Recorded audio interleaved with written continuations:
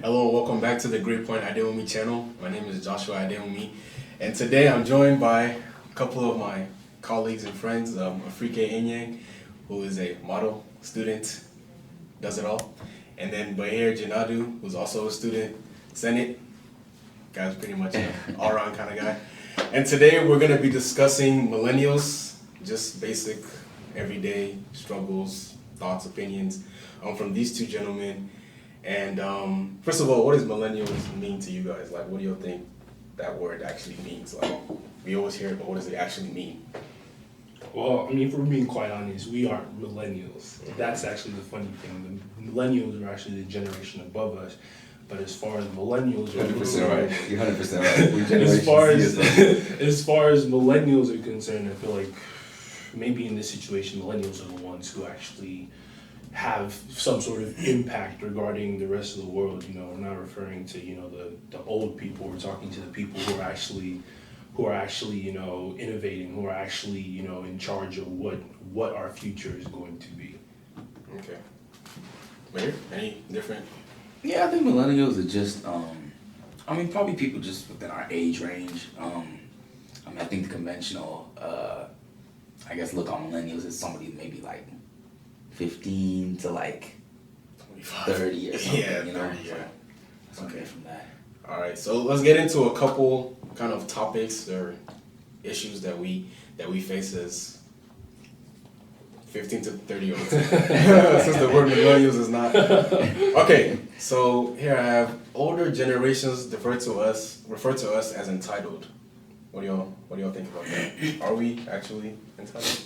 Well, I don't think we're entitled. I feel like what that word entitled that they use to label us is really just our perception of that is, we're no longer doing what our parents did, where, they kind of just came into this life, got handed whatever they're supposed to do, and then just went ahead and did it. No, we're the generation or generations that, more or less, or more so have taken our future into our own hands. You know what I mean? We're no longer sitting there and having our parents tell us, hey, you need to do this, or, this is what you need to do to be happy. We're going out for better or for worse and finding that answer ourselves. So I don't really think we're entitled. I just think we're more so, we have taken our future and our happiness and our sense of value and put more emphasis on what pleases us rather than what pleases, our peers. That's a really good point. I didn't really think about it like that.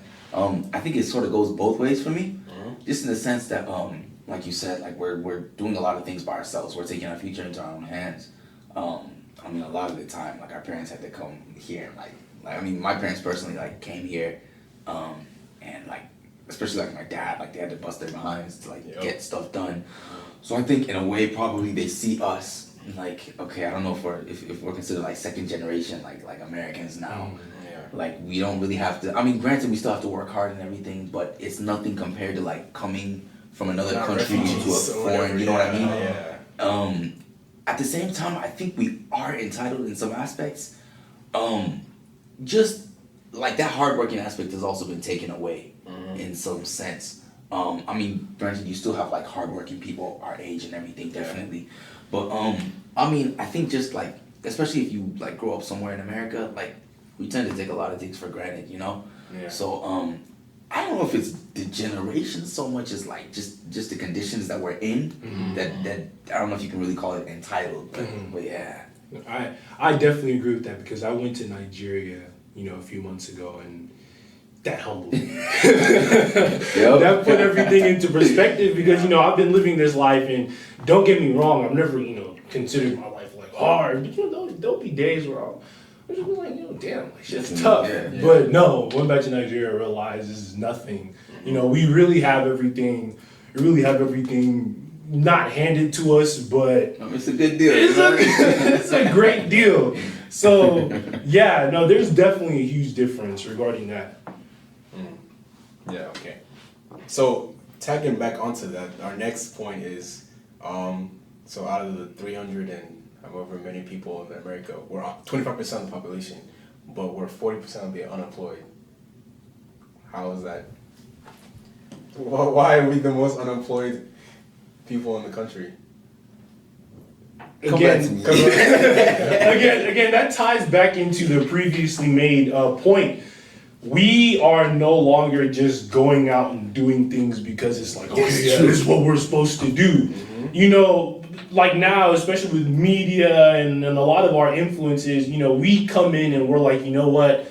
Screw all that extra stuff that, you know, that doesn't make me happy. You know what I mean? Nobody's going to go just do a job, just go do a job. They're going to do a job and feel unsatisfied because they're not enjoying what they're doing. Mm. You know what I mean? Like, previous generations, they would do whatever they needed to do to get employment. Like you referenced our parents earlier, you know, they came in, they had to bust their butts. You know what I mean? They really came in and they had to make a name for themselves. You know, us, they've done all that. They've paved that way. So now we're coming in and, you know, we're not settling for something that we have to do. We're settling for something, we're not settling, but we're going for things that, you know, we want to do. And a lot of people are really pursuing that passion narrative, which is fine.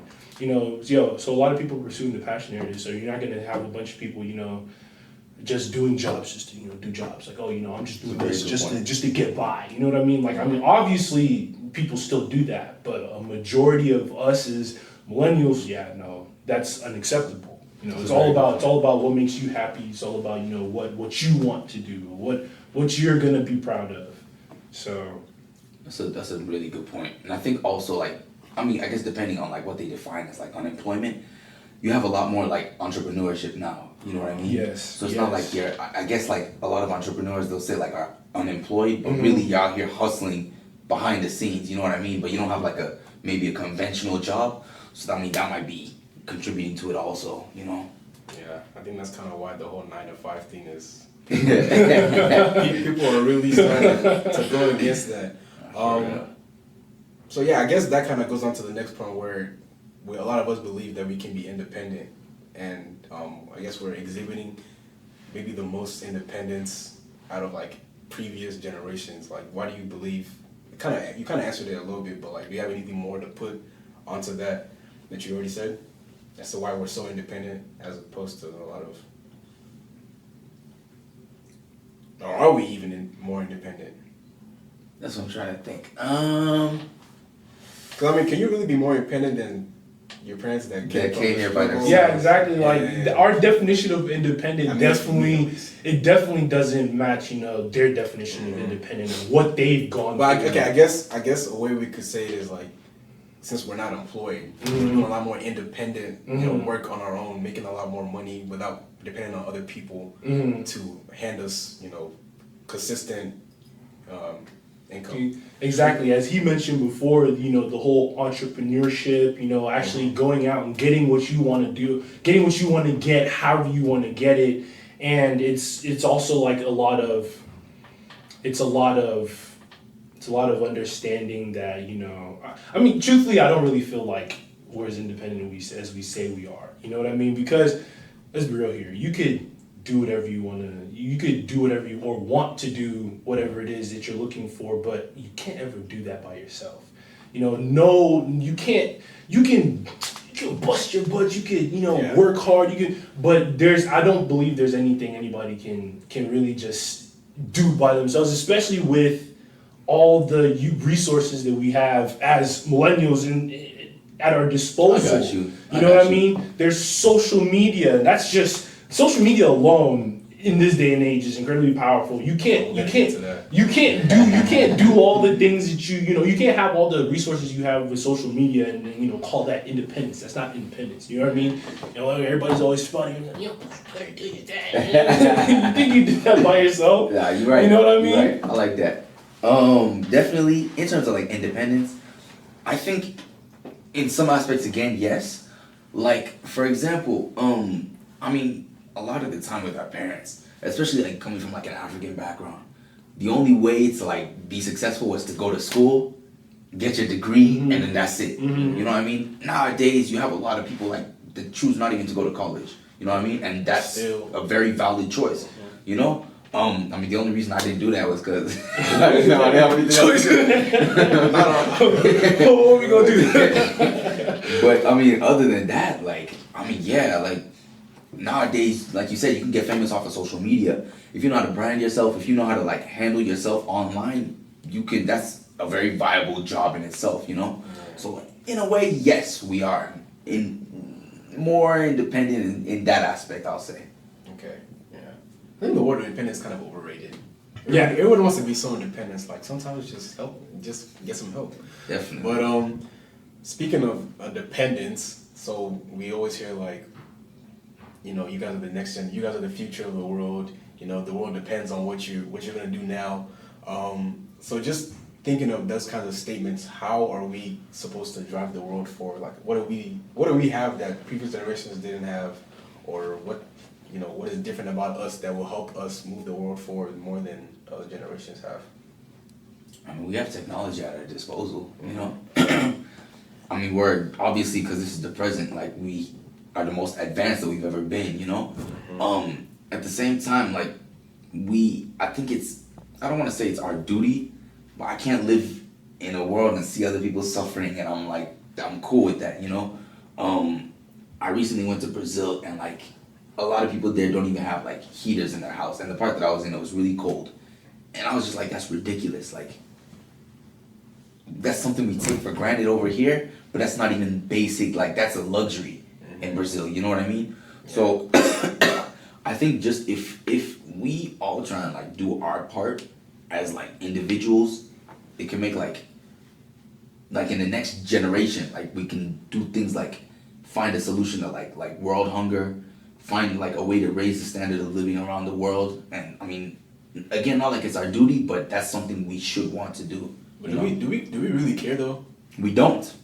A lot of us don't. I would love to sit here and tell you about how caring and sweet and compassionate we are, but we're not.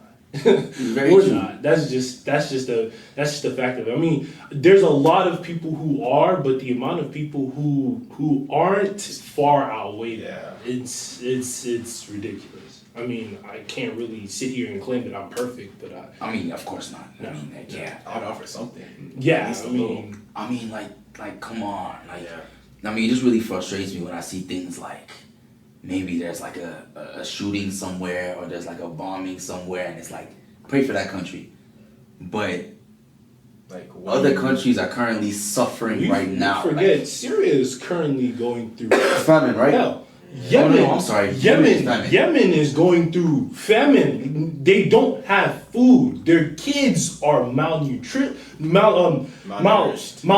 Yes, but who's talking about exactly? That? And that's really my point. But if something happens in California tomorrow, you know wildfire.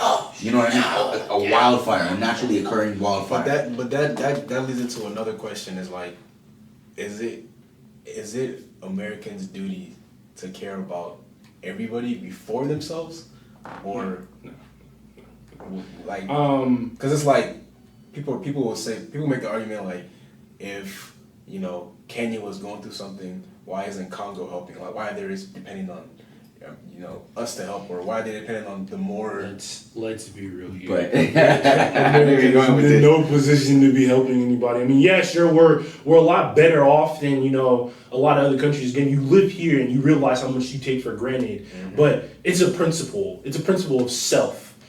You look at you. If you cannot even take care of yourself, how do you expect to take care of others? You need to help yourself first. Obviously, we have resources, but we as a country are far from perfect. Far from perfect is being generous. We have a lot of issues. Like, we can paint America as this great, beautiful country. No, it's not. If you look at it, there's so many infrastructural issues that we just have that we kind of just glaze over. And that kind of what I mean? Into the youth as well. Yes, and in the original question, the resources that we as millennials, we as the younger ones have, is we have this this new sense of open-mindedness. We have this new sense of innovation. Yeah, we have all the technology, but what are you going to do with that technology? We have the minds and the creativity to actually apply that technology to the rest of our lives, and and obviously this also has a lot to do with kind of like filtering out the previous positions of power and those who hold that power. But yes, like over time, if we stick to the way we're going, I mean, yeah, sure, the world is becoming like a lot more sensitive. But if you take the positive out of that, people are becoming a lot more compassionate. People are becoming a lot more open-minded. People are being open to so many new things that you look, a couple of decades ago, nobody would have ever been open to. So if you take that and you apply that to what we're going to turn into in the future, I feel like yes, maybe then, however long it's going to take, we'll be much more better suited to actually help the world if once we have our shit together. You know what I mean? Excuse my language. But yes, no. Once we have our shit together, then we can actually go forward. I mean, obviously that's not saying that we can't do anything now. That's just saying we can be in a better position to do so. If you understand what I'm saying. I mean, I think for me, like you always see America getting involved in things like, for example, like the what led to the Iraq War, for example, right? America decided to get involved there, and I know I'm sort of getting like off on a tangent. Oh no, I was trying to think of the answer. I didn't know what the answer was. I mean, you sort of see them getting involved there. You know what I mean? Yeah. And to an extent, like they get involved in something like, I don't know, like certain things they decide to get involved in. Mm-hmm. But I feel like if you want to get involved in those things and nobody's gonna fault you, at the same time, and off of the simple fact that like millions of slaves were brought from Africa to America, don't you think it's sort of a way giving back to what you took from, in a way? Like, like if Congo is going, I'm not saying it's America's first duty, like, oh, we should reach out to America. I mean, there's other nations, the European nations definitely, too. And everybody's been taken from Africa. Mm-hmm. Now Africa needs help where y'all at. Mm-hmm. You know what I mean? As for like, if it's America's duty, I think civilly, yes. But I mean, I guess financially is socioeconomically, no. Mm-hmm. But like that's what things like the United Nations are for, How much debt are we in? like 3 trillion right now, right? Something like that. But I mean, we have the United Nations for a reason. You know what I mean? But who controls the United Nations at the end of the day? Yeah. So I mean, it's sort of. I guess that's the new challenge for the next generation of presidents and. Yeah. Is like we need to change that kind of the way we look at just everybody else and just not so much on ourselves. But yeah, hopefully as the future carries on, we'll be more inclined to help. Now, next question: does social media have a negative effect on the way we interact with each other? Yes, social media is probably one of the most unhealthy things on the planet. It is just as unhealthy as it is helpful. This is a fact. I've had this discussion with numerous people. Social media is toxic. I know that's everybody's favorite word nowadays, but no, that is the word that best describes it. Social media is toxic. It is unhealthy. It is helpful. It is useful. It is entertaining. But at the same time, it's all both these concepts are two sides of the same coin.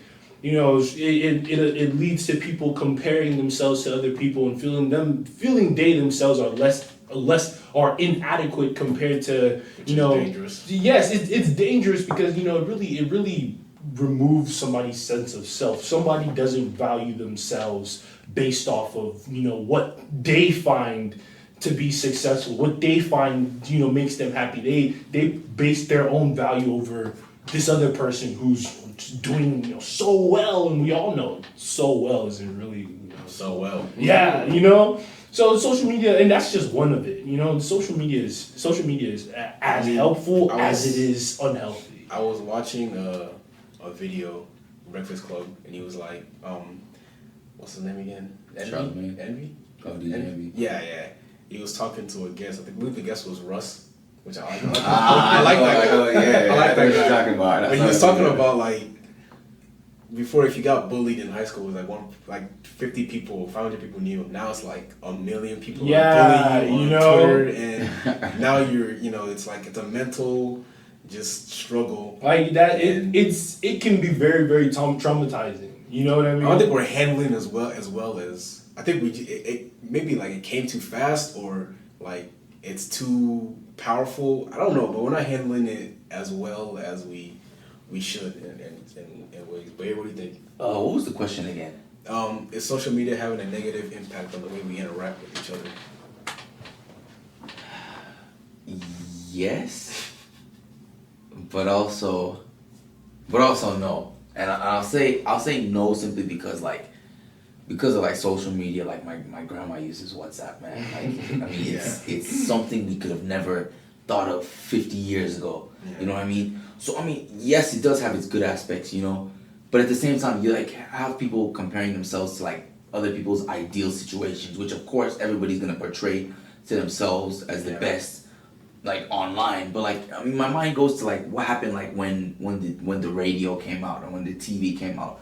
I don't know, but I feel like they sort of said the same thing because like with the TV now, like, I mean, I guess Hollywood hasn't always been Hollywood, you know what I mean?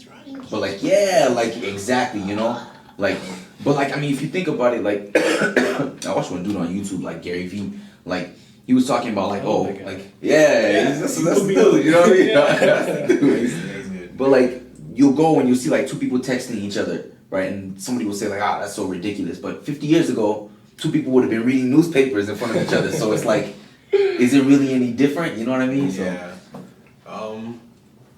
Yeah, just to tack onto that, if you're watching this video, don't go on Twitter or Instagram or Snapchat and be like, oh man, I need his money or I need her body. Don't do that. Don't focus on people's lives.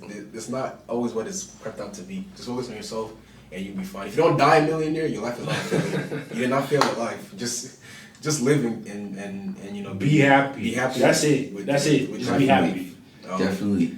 Yeah. So now we're getting to the point where it's like a lot of people are of the belief that if you have a bachelor's degree, it means nothing. Like you need a master's, you need a PhD now. And I made a video on this earlier about how to develop new skills and expand kind of your skill set and what you bring to the table.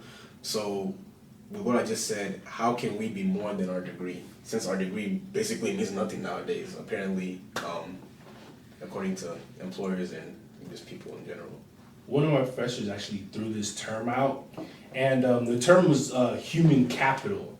You know, what you 100%. consider you know valuable, like what you bring to the table. And the truth is, in this day and age, again, we were talking about it earlier. Now we are of that generation where we're starting to realize, yes, bachelor's degrees aren't really as valuable as they used to be.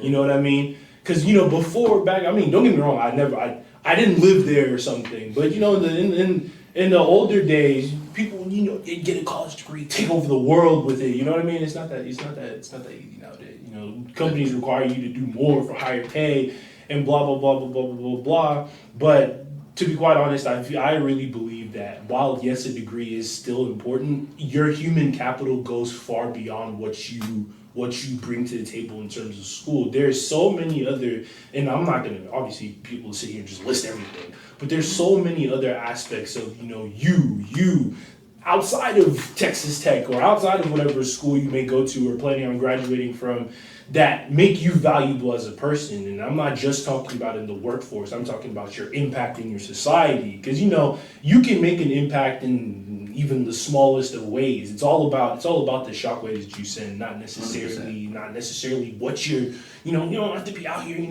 being some powerhouse, but you have to, you do something. Do something, have the impact of one. Again, human capital. I'm actually really happy she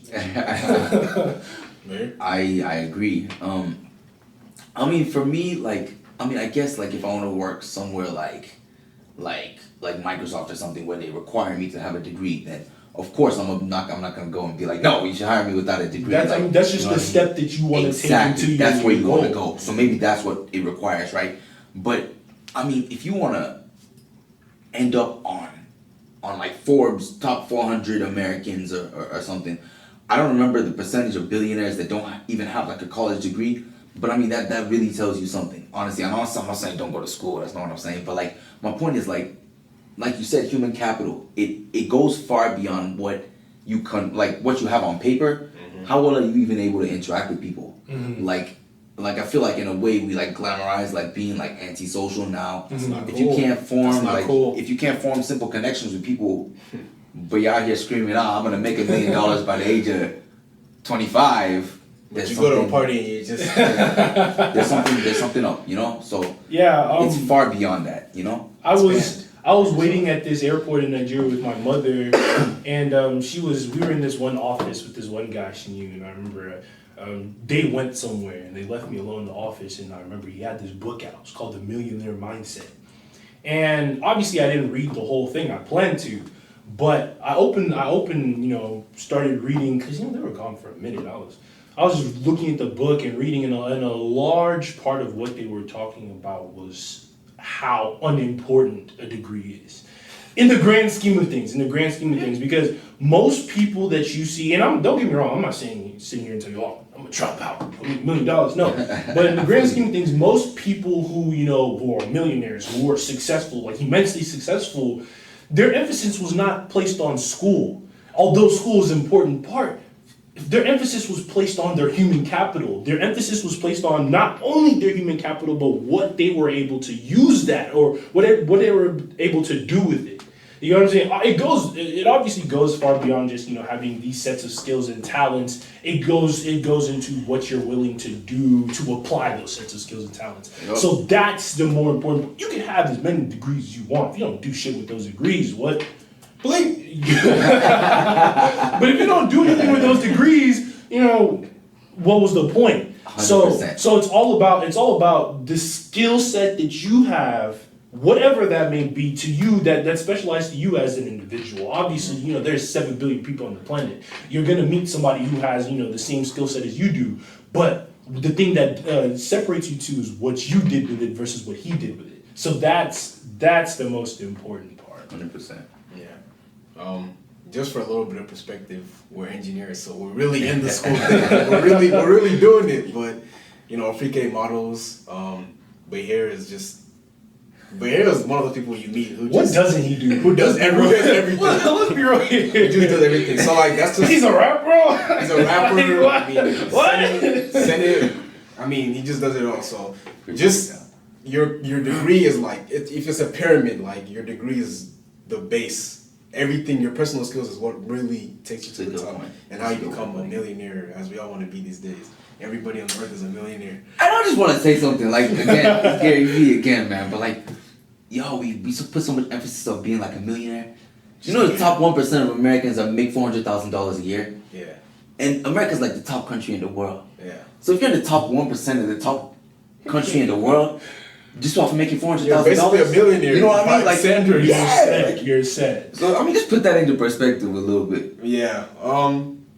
So kind of our last kind of thing to talk about is how do we learn from our predecessors' mistakes and basically don't make the same mistakes that they did. What do we have to do to not stumble upon the same rocks or whatever that they did?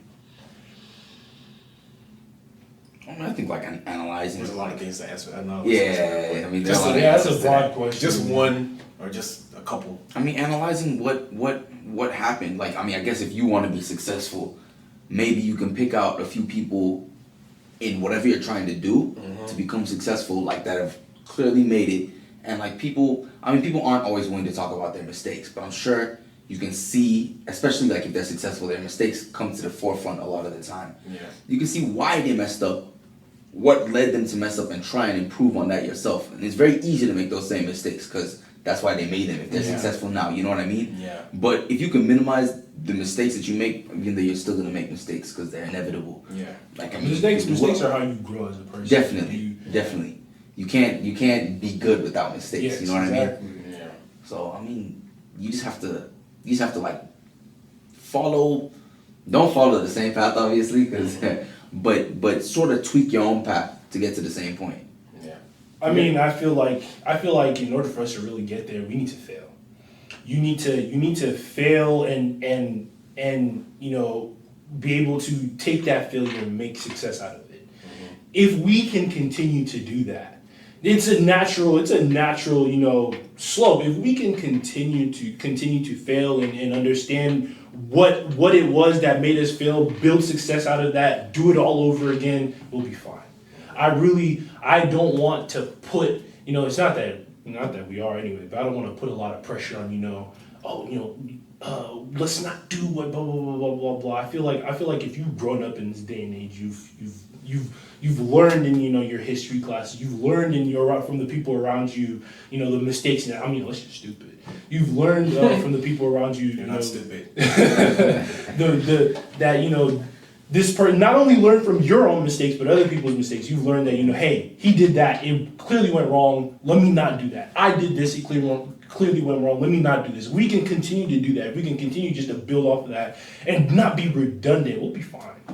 We'll be fine. It's all just about, what our lives are gonna look like at the end of the day. And I have a lot of confidence in us. I feel like a large part of the mistakes that we're making is just simply because we're young. And that's the shit you do. Sorry, that's the stuff you do. You're bound to trip up. You're bound to stumble. But again, just actually learn from it. It's such a simple concept, but you'd be surprised. The type of people who don't really understand that. So just learn from that. We'll be fine if we just continue to do that. That's my say on it. I agree wholeheartedly.